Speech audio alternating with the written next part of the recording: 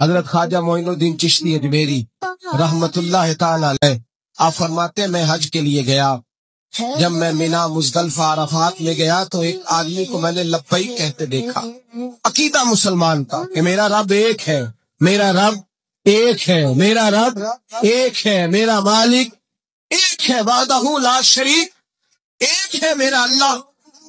فرماتے میں نے اس شخص کو دیکھا لبیک لبیک لبیک پکارتا، وہ آدمی جب لبیک کہتا تو جواب آتا لا لبیک، تو غیر حاضر ہے، پھر کہتا میں حاضر ہوں، پھر آواز آتی تو غیر حاضر ہے۔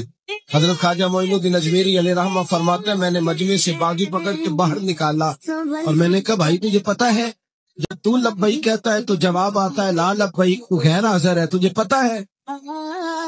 اب فرماتے ہیں وہ رو پڑا، کہنے لگا معین الدین مجھے پتا ہے۔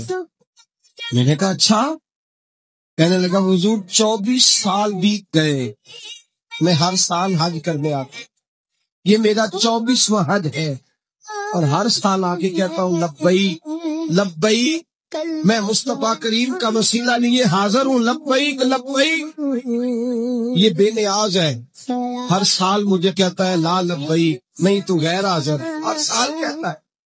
خواجہ صاحب فرماتے ہیں اس کی بات سنی تو میرے وجود کے رونگٹے کھڑے ہو گئے۔ میں نے کہا پھر وہ ہر سال آ جاتا ہے، ہر سال ہی آ جاتا ہے، 24 سال ہو گئے ہر سال۔ تو فرماتے اس نے توحید بیان کی تو میری چیخیں نکل گئیں، میدان عرفات میں کھڑے ہو کے اس نے توحید کا اعلان کیا تو میرا وجود تڑپنے لگا، آہیں اور سسکیاں نکلنے لگی۔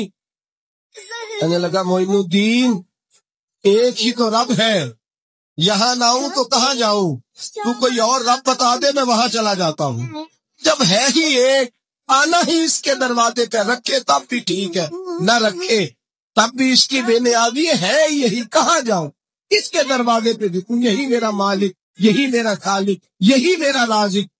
خواجہ صاحب فرماتے میں وہاں کھڑا تھا، حاطف غیب سے آواز آئی معین الدین تو پیچھے ہٹ جا، یہ میرا اور میرے بندے کا معاملہ ہے، تو اس کے بیچ نہ آ، اگر میں نے ایک دفعہ بھی کہہ دیا کہ تو حاضر ہے تو یہ اگلے سال آئے گا نہیں، مجھے اس کا آنا پسند بھی بڑا ہے۔ 24 سال ہو گئے، جس کا بھی حج قبول فرمایا ہے اس کی لبیک کی برکت سے قبول فرمایا۔